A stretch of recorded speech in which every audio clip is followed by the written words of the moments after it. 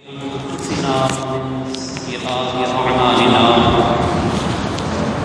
من يهده الله فلا مضل له ومن يضلل فلا هادي له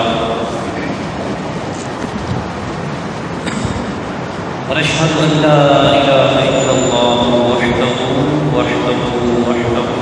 لا شريك له ونشهد أن سيدنا وسندنا ومولانا ومنجانا وحبيبنا وطبيبنا وطبيب قلوبنا ومولانا محمدا عبده ورسوله أما بعد فأعوذ بالله من الشيطان الرجيم بسم الله الرحمن الرحيم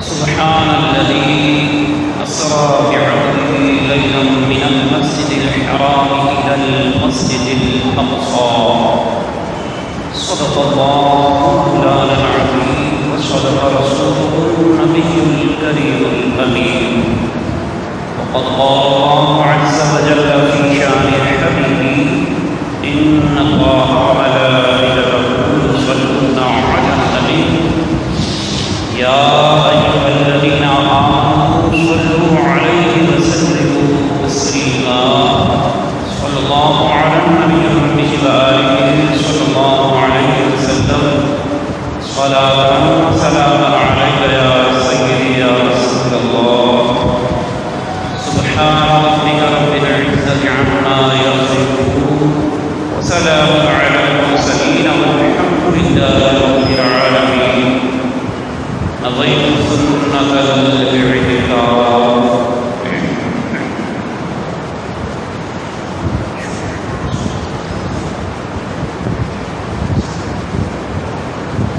الحمدللہ آج سنہ ہجری 1438 کے شعبان معظم کی پہلی تاریخ ہے۔ رب کریم ہمیں بخیر و عافیت ماہ رمضان دیکھنا نصیب کرے کہ اب سے رمضان میں ایک ماہ باقی ہے۔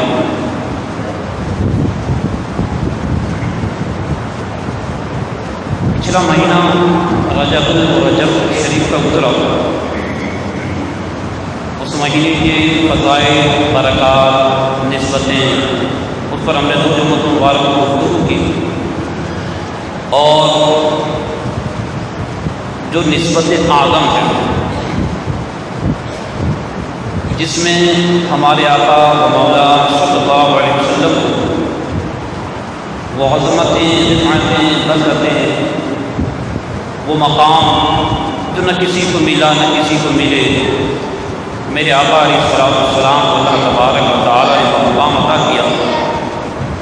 میری مراد میرے آقا میرے مولا صلی اللہ علیہ وسلم کی معراج اور اسرا سے ہے کہ اللہ تبارک و تعالیٰ نے رجب کی 27 تاریخ کو اپنے محبوب صلی اللہ علیہ وسلم کو معراج کا شرف عطا فرمایا۔ معراج اس کا بیان سورہ اسرا، سورہ بنی اسرائیل بقرہ میں پارے میں بھی موجود ہے، اور باقاعدہ طور پر تفصیلاً سورہ نجم میں اللہ تبارک و تعالیٰ نے اس واقعے کو، سفر معراج کو بیان کیا۔ سورہ اسرا یعنی بنی اسرائیل کی پہلی آیت ہے۔ سورہ اسرا شروع ہو رہی ہے، 15واں پارہ بھی شروع ہو رہا ہے، ارشاد ربانی شروع ہوتا ہے سبحان الذی اسرا بعبدہ لیلا من المسجد الحرام الی المسجد الاقصی الذی بارکنا حولہ لنریہ من آیاتنا انہ هو السمیع البصیر۔ اس میں اللہ تبارک و تعالیٰ نے محبوب کے سفر معراج کی سیر کا بیان فرمایا۔ اب یہ معراج یہ میرے آقا صلی اللہ علیہ وسلم کا ایک عظیم الشان معجزہ ہے اللہ تبارک و تعالیٰ نے دیگر انبیاء کرام علیہ السلام کو بھی معجزات عطا کیے۔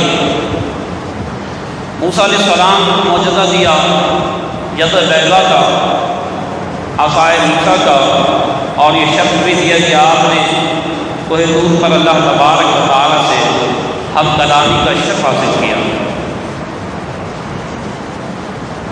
تو کسی نبی کو کچھ معجزات دیے، کسی نبی کو کچھ معجزات دیے، مگر جتنے بھی معجزے آدم علیہ السلام سے لے کر عیسیٰ علیہ السلام تک نبیوں کو دیے گئے، وہ سارے کے سارے معجزے، اور بلکہ اس سے کئی زیادہ باتیں جو کسی کو نبی کو دی ہی نہیں گئیں، وہ سب کے سب فضیلتیں اللہ تبارک و تعالیٰ نے معراج کی شب میرے آقا کو عطا فرمائی۔ حضرت موسیٰ علیہ السلام اللہ تبارک و تعالیٰ سے ہم کلام ہو، بڑی شرف کی بات ہے، بڑی عزت کی بات ہے، بڑے مقام کی بات ہے، لیکن کسی نے کیا خوب کہا ہے کہ شاعر اپنی محبتوں کا انداز کا اظہار کو شروع کرتا ہے، طور پر رفعت لا مکانی کا، کہ طور کی جو رفعتیں ہیں، طور کا جو مقام ہے، تو موسیٰ علیہ السلام کو اللہ نے ہم کلامی کا شرف دیا ہے کہ ڈائریکٹ کوہ طور پر جا کر موسیٰ علیہ السلام اللہ تبارک و تعالیٰ سے ہم کلام ہونے کا شرف حاصل کرتے تھے۔ بہت بڑا مقام ہے، اسی کو کہتے ہیں طور پر رفعت ہے۔ یہ طور کی رفعتیں اپنی جگہ مسلم ہیں، سر آنکھوں پر، ان کی عزت ہمارے سر آنکھوں پر۔ لامکانی کہا، یعنی طور کا ایک مقام، ایک حد ہے کہ وہ طور ہے، لیکن میرے آقا کو تو شرف دیا گیا، وہ لامکان ہے، لامکان کو بلایا، اس جگہ کا کوئی نام ہی نہیں ہے۔ تو طور پر رفعتیں لامکانی کہا، لن ترانی کہا، مرہانی کہا۔ اب یہاں پر ایک چیز اور شاید بیان کرتا کہ یہاں پر تو اللہ تبارک و تعالیٰ نے موسیٰ علیہ السلام کو ہم کلامی کا شرف دیا، دوسری جگہ اللہ نے اپنے محبوب کو لامکان میں بلایا، وہاں پر اپنا دیدار کرایا، کلام بھی فرمایا، جلوہ بھی دکھایا۔ لیکن موسیٰ علیہ السلام نے جب کلام کیا نا، تو موسیٰ علیہ السلام کے دل میں یہ خواہش پیدا ہوئی کہ اپنے رب کو دیکھوں۔ تو آپ نے عرض کی ربی ارینی، اے اللہ اپنے جلوہ دکھا، تو نے اپنی آواز کو سنا دی، اب تو مجھے اپنا جلوہ بھی دکھا دے۔ تو کیا فرمایا؟ لن ترانی، ہرگز نہیں دے سکتے اے موسیٰ، ہرگز نہیں دے سکتے۔ تو موسیٰ علیہ السلام کو اللہ تبارک و تعالیٰ نے جلوہ نہیں دکھایا، جبکہ محبوب کو معراج کی شب جلوہ دکھایا۔ اب شاید کہتے ہیں کہ طور پر رفعت لامکانی کہا، لن ترانی کہا، مرہانی کہا۔ یہاں پر اللہ تبارک تعالیٰ نے موسیٰ علیہ السلام کو فرمایا موسیٰ تم مجھے نہیں دیکھ سکتے، اور دوسرے مقام پہ میرے آقا علیہ السلام بخاری شریف کی حدیث میں فرماتے ہیں من رآنی فقد رأى الحق، کہ جس نے مجھے دیکھا اس نے خدا کو دیکھا۔ تو شاعر نے کہا لن ترانی کہا، یعنی لن ترانی کا مقام کہاں ہے؟ من رآنی، جس نے مجھے دیکھ لیا اس نے خدا کو دیکھ لیا۔ مصطفیٰ کی جس نے زیارت کر لی گویا ایسا ہے اس نے خدا کی زیارت کر لی۔ تو یہ مقام میرے آقا کو اللہ تبارک و تعالیٰ نے عطا فرمایا کہ طور پر رفعتیں لامکانی کہا، لن ترانی کہا، مرہانی کہا، اور جس کا سایہ نہیں اس کا ثانی کہا۔ میرے آقا صلی اللہ علیہ وسلم کی فضیلت کو کیا بیان کریں؟ آپ کا تو سایہ ہی تھا، تو آپ کا ثانی کہاں سے ہو سکتا ہے؟ جس کے جسم کا سایہ ہی اللہ نے ختم کر دیا، بھلے اس کے جیسا کوئی دوسرا شخص کیا پیدا ہوا۔ تو میرے آقا میرے مولا سرور کائنات صلی اللہ علیہ وآلہ وسلم کو اللہ نے یہ معجزہ عطا کیا کہ آپ کو معراج عطا کیا۔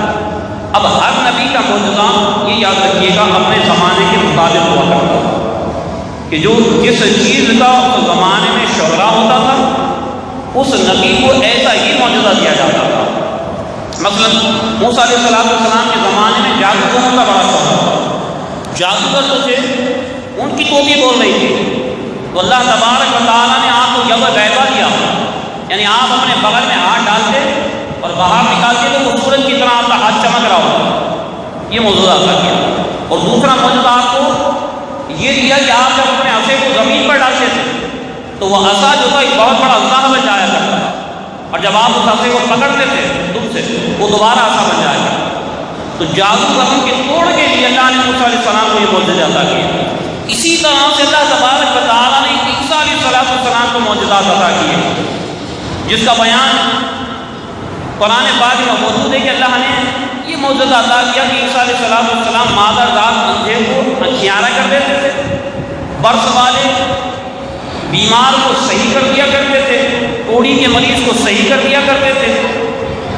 تو اس وقت جو تھا وہ طب کا بول بالا تھا، طب جو ہے وہ سر چڑھ کر بول رہے تھے، کیونکہ یہ میڈیکل ہے، یہ سر چڑھ کر بول رہے تھے۔ اللہ نے ایسے معجزات عطا کیے کہ اس وقت جتنے بڑے بڑے اس جو ہے ماہر طب جو تھے ان کی بولتیاں بند ہو گئی اور ان کے علوم نیچے بیٹھ گئے کہ عیسیٰ علیہ السلام نے تو جو مادر ذات اندھا تھا اس کو آنکھیں عطا کر دی، یہ تو کوئی کبھی دے ہی نہیں سکتا۔ تو اللہ تبارک و تعالیٰ نے ان کو اس حساب سے اس زمانے کے حساب سے معجزہ دیا۔ اب میرے آقا کی بات آئی تو اللہ نے فرمایا قل، اے محبوب صلی اللہ علیہ وسلم آپ فرما دیجیے، انی رسول اللہ الیکم جمیعا، اے پیارے تو فرما دے میں تم سب کی طرف رسول بنا کر بھیجا گیا ہوں۔ اب سب کون آ گئے؟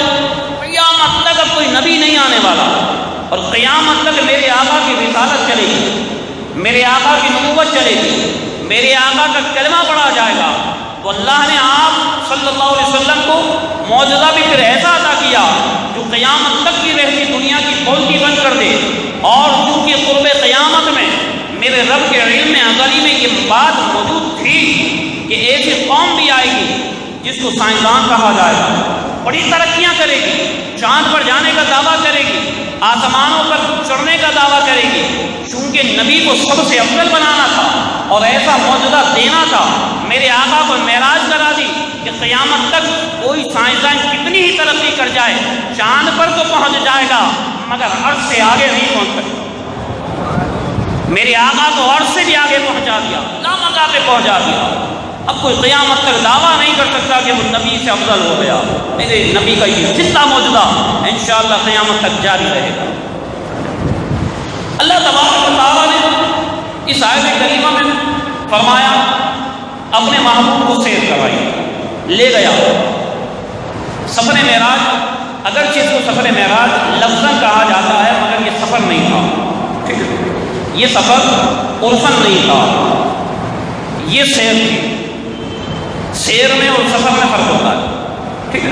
سفر ہوتا ہے جلدی میں، آپ کسی جگہ تجارت کی غرض سے جاتے ہیں، کسی کام سے جاتے ہیں، کسی سے ملنے جاتے ہیں اور اس مل کے اس تجارت اس کام کو کرنے کے بعد آپ کو واپس پلٹنا ہے تو آپ جلدی میں جائیں، ٹھیک ہے؟ یہ تو ہو گیا آپ کا سفر۔ اور آپ ایک جاتے ہیں پکنک کے لحاظ سے، گھومنے پھرنے کے لیے، کسی ملک کا سفر کرتے ہیں یا کسی صوبے کا سفر کرتے ہیں، تو وہ سفر نہیں ہوتا، وہ سیر ہوتی ہے۔ اس میں آپ جلد بازی سے کام نہیں لیتے، بلکہ اس میں آپ اطمینان سے جا کر وہاں ٹھہرتے ہیں اور جس سیر کے لیے وہاں پہنچے ہیں اس کا پورا لطف اٹھاتے ہیں اور وہاں کی چیزوں کا مشاہدہ کرتے ہیں کہ یہاں کی مشہور جگہ کون سی ہے، چلیے وہ بھی دیکھ لیتے ہیں جا کر اس مشہور جگہ میں کیا کیا چیزیں موجود ہیں، یہاں کا میوزیم کہاں پر ہے، یہاں فلاں چیز کون سی مشہور ہے، فلاں جگہ کون سی مشہور ہے، یہ بھی دیکھوں وہ بھی دیکھوں وہ بھی دیکھوں، اطمینان سے ساری جگہوں پہ گھومتے ہیں۔ یہ ہے آپ کی سیر۔ اور وہ جو کام سے آ گئے تھے وہ تھا آپ کا سفر۔ تو میرے آقا نے یہ سفر معراج لفظاً کیا مگر حقیقت یہ تھی کہ یہ سیر تھی، بالکل اطمینان کے لیے، بہت اطمینان سے اللہ تبارک و تعالیٰ نے آپ کو یہ سیر کرائی کہ مسجد حرام سے مسجد اقصیٰ بھی گئے، مسجد اقصیٰ سے ساتواں آسمان کی سیر بھی کی، تمام انبیاء کرام علیہ السلام سے ملاقاتیں بھی کی اور انبیاء کرام علیہ السلام کے مقامات کو بھی دیکھا، جنت کا مشاہدہ کیا، دوزخ کا مشاہدہ کیا، سدرۃ المنتہا کو پیچھے چھوڑا، مقام مستویٰ پر پہنچے، عرش، کرسی، لوح و قلم سب پیچھے رہ گیا تھا، میرے آقا وہاں پہنچے جہاں کوئی نام ہی نہیں تھا، اس جگہ کو لامکاں کہیں گے، کوئی نام نہیں تھا، لامکاں، کوئی مقام کا نام نہیں ہے، اس مقام پر پہنچے، اپنے رب کے بارگاہ میں پہنچے، کہاں گئے، اوپر گئے کہ نیچے گئے، آگے گئے کہ پیچھے گئے، دائیں گئے کہ بائیں گئے، کسی کو نہیں پتا، کچھ خود سمتوں کو لالے پڑے ہوئے کہ گئے کہاں، بتائیں کسے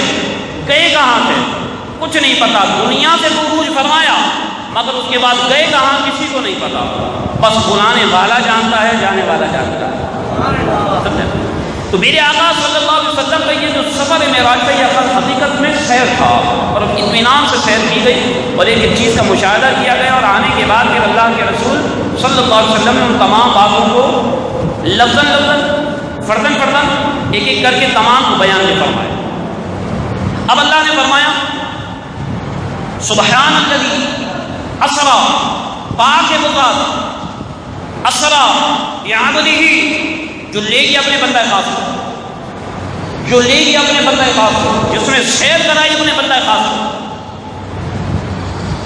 بعبدہ لیلا من المسجد الحرام الى المسجد الاقصى، مسجد حرام سے مسجد اقصی تک۔ اتنا تو قرآن پاک کی آیت سے ثابت ہے، اور اس کے بعد بھی سفر معراج، سیر معراج، یہ احادیث صحیحہ سے ثابت ہے۔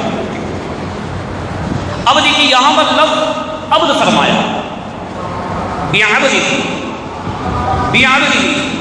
بندہ خاص، اضافت ہے، اللہ نے اپنے بندے کی اضافت اپنی طرف کی، بندہ خاص ہو گیا، یہاں نکرہ نہیں فرمایا۔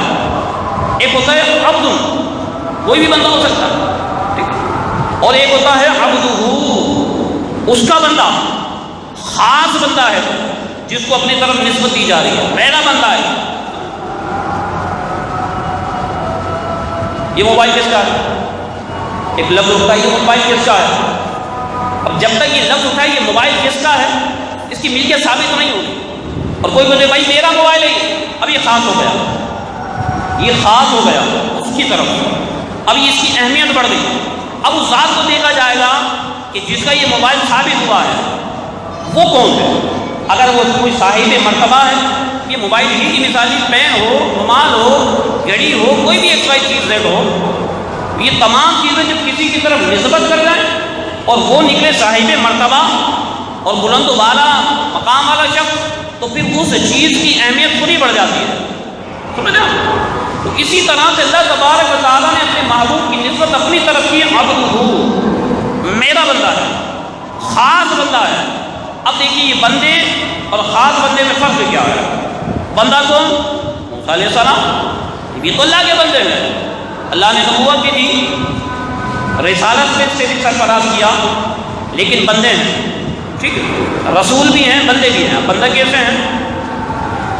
حضرت موسیٰ علیہ السلام بندے، اللہ تبارک و تعالیٰ کے دیدار کی دعائیں کرتے ہیں، ربی ارنی، مولا اپنا جلوہ دکھا رہا ہوں، اپنا جلوہ دکھا دے، اور محبوب عبدہ ہے، وہ خاص بندے ہیں، التجا نہیں کر رہے، ام ہانی کے گھر سوئے ہوئے ہیں، جبریل کو بھیجتا ہے اللہ، جا میرے محبوب کو لے آ، میں اپنا جلوہ دکھانا چاہتا ہوں۔ یہ ہے بندہ خاص، وہ بندہ اور یہ بندہ خاص۔ وہاں پہ اللہ تبارک و تعالیٰ سے صرف کلام ہوا، اور یہاں بندہ خاص کے ساتھ کلام بھی ہوا، دیدار بھی ہوا، دونوں چیزیں عطا کی ہیں۔ اور اللہ تبارک و تعالیٰ کے ایسے بندے خاص ہیں، اللہ فرمائے وما رمیتا اذ رمیتا ولکن اللہ رما، یہ میرا ایسا بندہ ہے، ایسا خاص بندہ ہے کہ اگر یہ کوئی چیز اپنے ہاتھ سے پھینک دے تو یہ وہ نہیں پھینکتا، بلکہ ہم کہتے ہیں یہ تو ہم نے پھینکی ہے، اس کا پھینکنا ہمارا پھینکنا ہے، اس کا بولنا ہمارا بولنا ہے، اس کا دیکھنا ہمارا دیکھنا ہے، اس کی اطاعت ہماری اطاعت ہے، اس کی فرما برداری ہماری فرما برداری ہے۔ یہ وہ بندہ خاص ہے کہ جو اس کا ہو گیا وہ ہمارا ہو گیا۔ شب معراج یہ حق نے کہا محبوب سے اپنے، یہ ہے بندہ خاص۔ شب معراج یہ حق نے کہا محبوب سے اپنے، نہیں ہے جو تمہارا وہ ہمارا ہو نہیں سکتا۔ پیارے جو تیرا ہو گیا ہے وہ میرا ہو گیا ہے، اور جو تیرا ہی نہیں ہوا میرا کیسے ہو سکتا ہے؟ کیونکہ تو میرا بندہ خاص ہے۔ یہ وہ بندہ خاص ہیں جن کی اللہ تبارک و تعالیٰ اگر کوئی قسم بھی یاد فرمائے تو اللہ تبارک و تعالیٰ اس طرح سے قسم یاد فرماتا ہے، فلا و ربک، اے پیارے تیرے رب کی قسم۔ اگر چاہتا تو ڈائریکٹ اپنی قسم خود ہی یاد فرما لیتا، اللہ تبارک و تعالیٰ اپنی قسم خود ہی یاد فرما لیتے، کہ نہیں بندہ خاص کا مقام دکھایا جا رہا ہے. یہ بندہ تو بندہ ہے، عام نہیں ہے، اتنا خاص ہے کہ اگر اللہ قسمیں بھی یاد فرمائے تو اس کی طرف اضافت دے کے یاد فرماتا ہے. فلا وربک، پیارے تیرے رب کی قسم. اب تیرا رب کون؟ اللہ. اور اللہ تبارک و تعالی نے جب اپنی وحدانیت کا اعلان کیا کہ میں اللہ ہوں، میں ایک ہوں، میرے سوا کوئی دوسرا نہیں ہے، میں کسی سے پیدا نہیں ہوا، نہ کوئی مجھ سے پیدا ہوا، یہ سارے کے سارے فلسفے کو بیان کرنا تھا تو فرما دیتا واللہ احد، وہ اللہ ہے، وہ ایک ہے. نہیں، یہ نہیں فرمایا. فرمایا قل، پیارے تو کہہ دے، تو کہہ دے کہ تو ہمارا وہ بندہ ہے کہ اگر ہم اپنی وحدانیت کا اقرار بھی کرواتے ہیں، وحدانیت کا اگر اعلان بھی کروائیں گے تو پیارے تیری زبان سے کروائیں گے.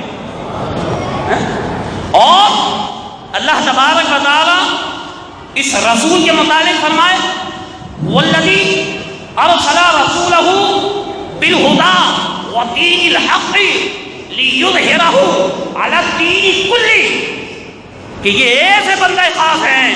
اللہ نے فرمایا والذی، وہی ذات ہے ارسل رسولہ، جس نے بھیجا اپنے رسول کو، اپنے رسول کو بھیجا. یہاں بھی دیکھیے اضافت اپنے رسول کی طرف فرما رہا ہے، رسول کی اپنی طرف فرما رہا ہے. والذی ارسل رسولہ بالہدی ودین الحق، ہدایت اور دین حق کے ساتھ بھیجا. لیظہرہ علی الدین کلہ، تاکہ وہ تمام ادیان پر ظاہر کر دے. کس کو؟ اللہ کی ذات کو. اللہ کی ذات کو. یعنی مراد کیا ہے؟ مراد یہ ہے کہ مصطفیٰ ذات خدا کے مظہر ہیں.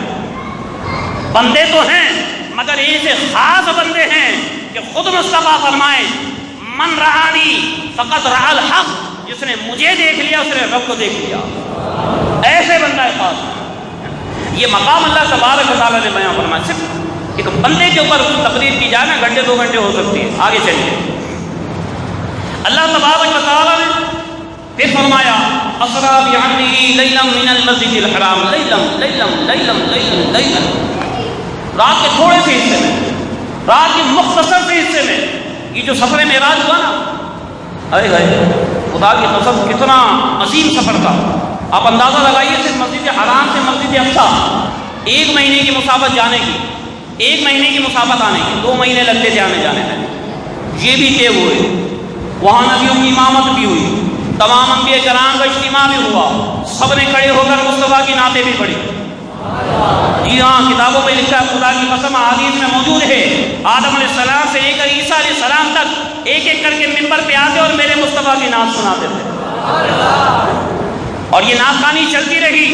کم و بیش 1,24,000 پیغمبر کھڑے ہوئے اور میرے آقا کی نعت خوانی کی تو وقت کتنا لگا ہوگا، وقت کتنا لگا ہوگا. پھر میرے آقا نے سونے کی سیڑھی پر سرود فرمایا، آسمانوں کی جانب چڑھے، پہلا آسمان چھوڑا، دوسرا چھوڑا، تیسرا چھوڑا، 7واں چھوڑا، سدرۃ المنتہا کو چھوڑ دیا، مقام مصطفیٰ کو چھوڑ دیا، مقام محبوبیت میں جا پہنچے، قرب خدا بندی میں جو جا پہنچے، قاب قوسین او ادنیٰ کے مقام پر فائز ہو گئے. اور اس مقام پر کب تک رہے، کتنا عرصہ رہے؟ قربان جائیے.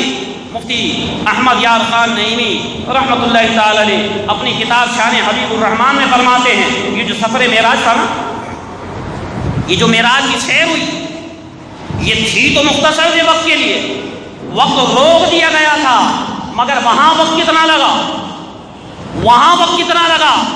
دنیا کے مطابق 80,000 سال لگے تھے. کتنے؟ 80,000 سال. یہ اتنا وقت لگا تھا معراج میں، مگر دنیا کے لیے یہ وقت روک دیا گیا تھا کہ میرے مصطفیٰ جب معراج سے واپس آئے، جس زنجیر کو پکڑ کے کھڑے ہوئے تھے وہ ابھی ہل رہی تھی، بستر گرم تھا، جہاں بیٹھ کر وضو فرمایا تھا پانی بہ رہا تھا، واپس بھی آ گئے تھے. میرے خدا نے 80,000 برس کا زمانہ دنیا کے لیے منجمد فرما دیا، سلا دیا لوگوں کو. 80,000 برس تک دنیا رکی رہی، کس کے لیے؟ مصطفیٰ کے لیے. کہ زمین و زمان تمہارے لیے، مکین و مکان تمہارے لیے، چنین و چنا تمہارے لیے، بنے تو جہاں تمہارے لیے، ہم آئے جہاں تمہارے لیے، اٹھیں بھی وہاں تمہارے لیے۔ یہ سب مصطفیٰ کے لیے ہے، یہ سب میرے آقا کے لیے ہے، تو وقت کو روکا مصطفیٰ کے لیے۔ یہ مصطفیٰ کی شان تھی۔ اللہ تبارک و تعالیٰ نے معراج جو کرائی ہے، معراج کے واقعات معاملات آپ سنتے ہی رہتے ہیں، مختصر سے گفتگو کر رہا ہوں۔ یہ معراج ہوئی کیوں؟ وجہ کیا تھی؟ اس کا پس منظر کیا تھا؟ آخر ضرورت کیوں پڑی؟ اس معجزے کو قیامت تک تو زندہ رکھنا ہی تھا۔ یہ تو مشیت خدا بندی تھی، یہ تو سمجھ میں آ رہی ہے، لیکن وہ وجوہات کیا ہوئی؟ وہ کون سی باتیں تھیں جس کی وجہ سے معراج کا سفر کرایا گیا؟ وہ بہت ساری ہیں، من جملہ ان میں سے ایک عرض کروں۔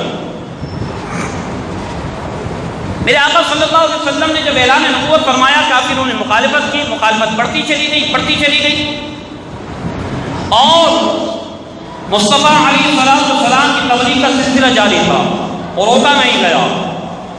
مسلمان ہونے لگے لوگ، 39 مسلمان ہو گئے۔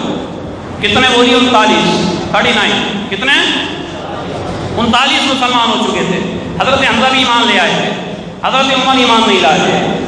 جب 39 مسلمان ہو گئے، حضرت عمر کو کہا گیا، اے عمر 39 مسلمان ہو گئے، تعداد بڑھ رہی ہے مسلمانوں کی۔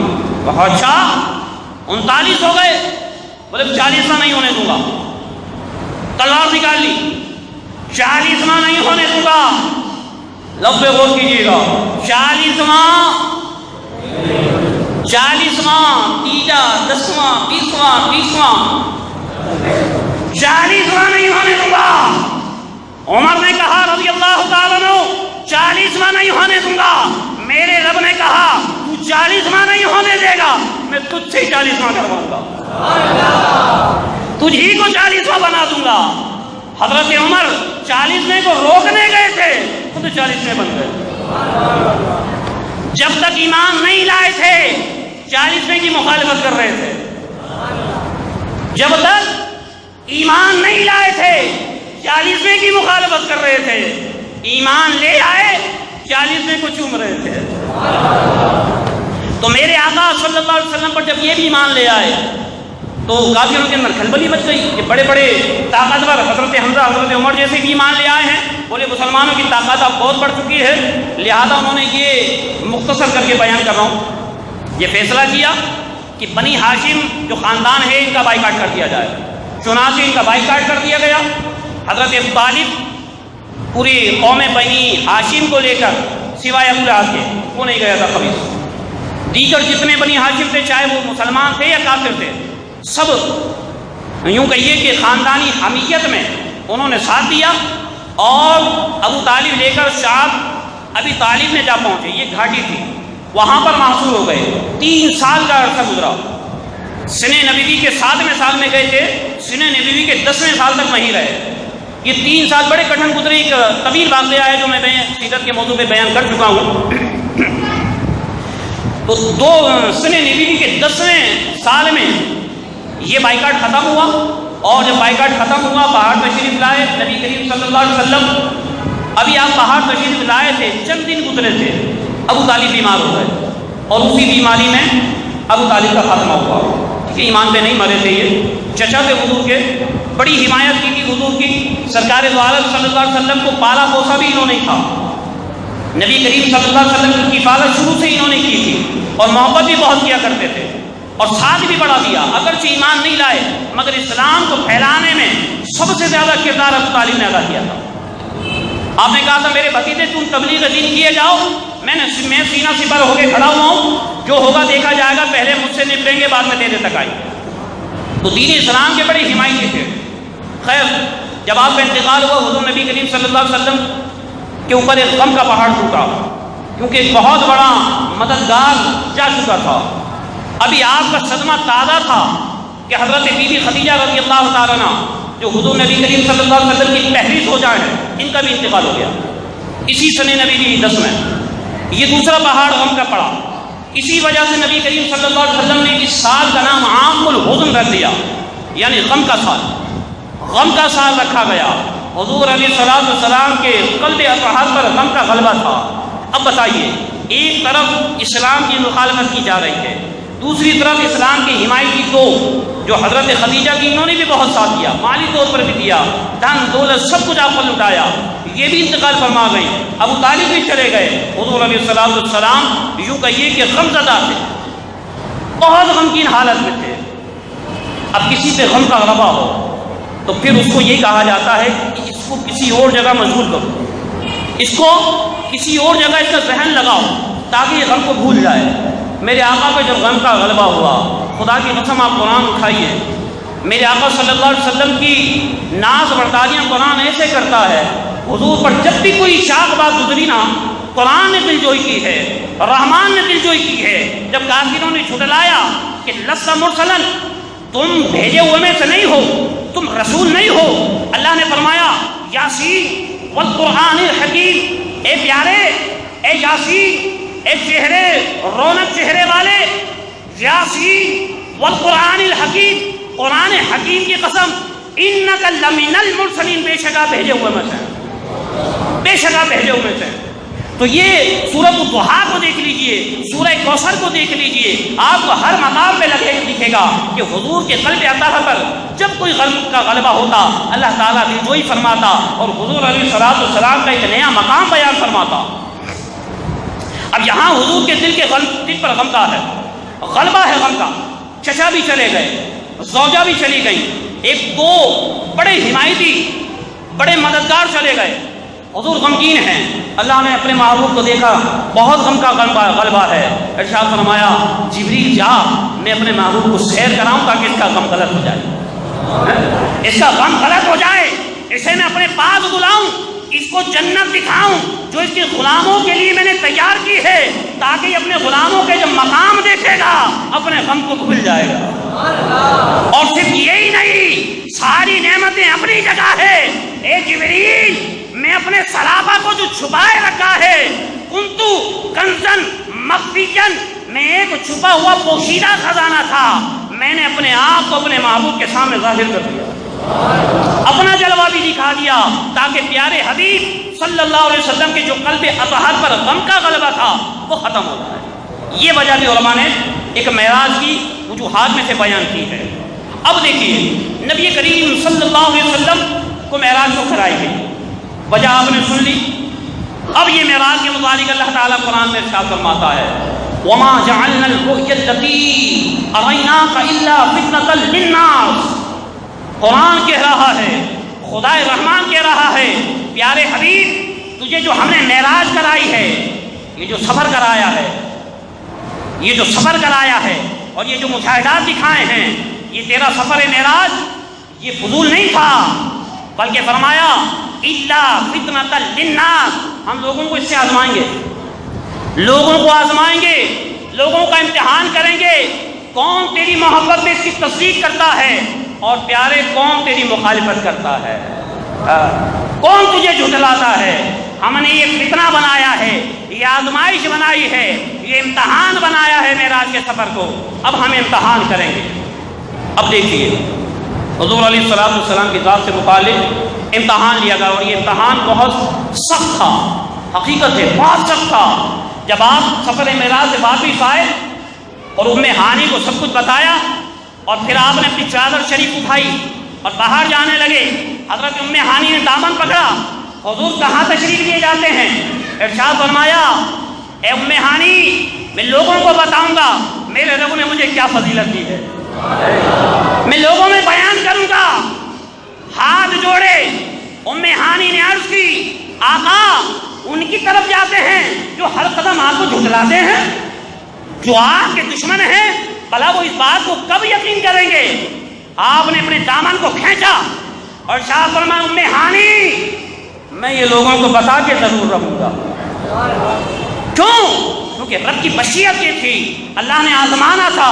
ہوا وہی مجمع عام میں مصطفیٰ آئے، جب اعلان فرمایا لوگوں آج رات مجھے میرے رب نے معراج کرائی ہے، میں معراج سے سرفراز ہوا ہوں، میں نے مسجد حرام سے مسجد اقصی تک کا سفر کیا اور اس کے بعد لامکہ تک گیا۔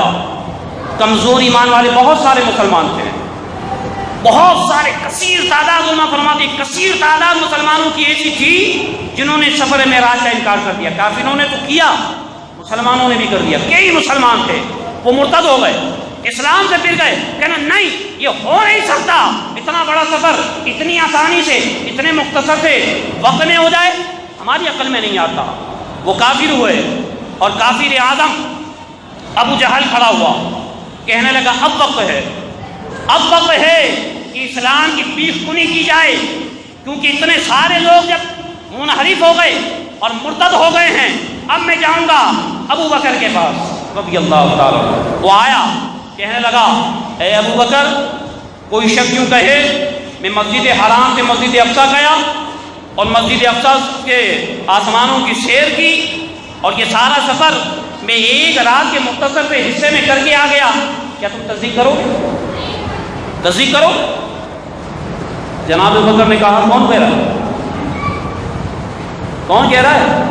کہا نہیں آپ بتائیں نا، کوئی بھی کہہ رہا ہے، کوئی ایسا دعویٰ کرتا ہے. بولے نہیں پہلے نام بتاؤ کہہ کون رہا ہے. فتویٰ ایسے نہیں دیا جائے گا، شخصیت کو سامنے رکھ کے دیا جائے گا. دیکھیں تو شخصیت کہنے والی کون ہے، اس کی بات کی اہمیت کتنی ہے. کہا تمہارے یار، تمہارے دوست جناب محمد مصطفیٰ صلی اللہ علیہ وسلم کہہ رہے ہیں. کہاں میرے آقا نے کہا ہے؟ کہاں؟ کہا ایسا ہی کہا ہے. کہاں؟ بولے بالکل ایسا ہی کہا ہے. کہاں؟ کہا میں تصدیق کرتا ہوں، اور میں تصدیق کرتا ہوں، اور یہ چھوٹی بات ہے، اگر میرے آقا اس سے بڑی بات کی بھی خبر دیں ابو بکر اس کی بھی تصدیق کرتا ہوں. اب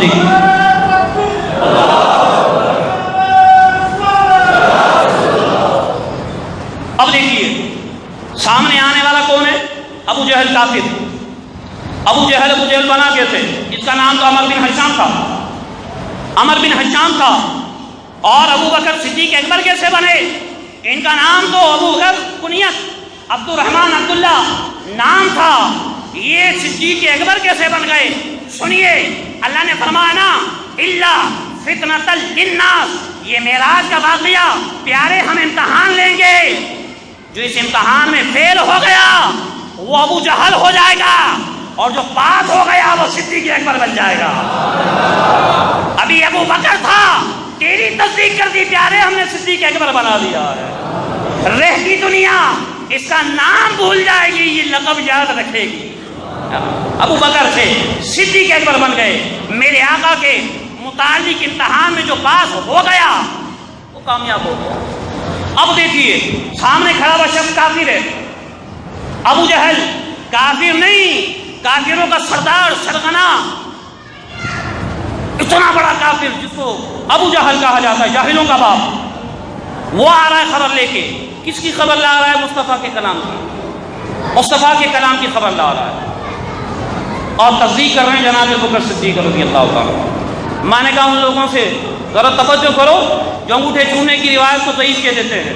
وہ ہے ضعیف. میں آپ کو احادیث کی اقسام بالکل ایک عوامی لیول پہ آ کے سمجھاؤں تاکہ عام ذہن میں یہ بات بیٹھ جائے. حدیث کی صرف ایک قسم ہے جو عمل کے قابل نہیں ہے، محدثین نے اس کو قبول کیا ہی نہیں ہے، وہ ہے موضوع، من گھڑت کو سمجھتے ہیں نا، عربی میں اس کو کہتے ہیں موضوع، من گھڑت، جس کا کوئی وجود ہی نہ ہو. آپ نے کوئی بات کہی نہیں ہے اور پھر کوئی آگے آپ کی طرف کوئی بات بنا دیتا ہے، یہ من گھڑت ہے. تو حضور علیہ السلام نے جو کہا نہیں اور کسی نے کہا حضور نے ایسا کہا ہے، وہ موضوع ہے. یہ من گھڑت حدیث ہے، اس پہ کسی طرح سے عمل نہیں ہے اور یہ حدیث قبول ہی نہیں ہے.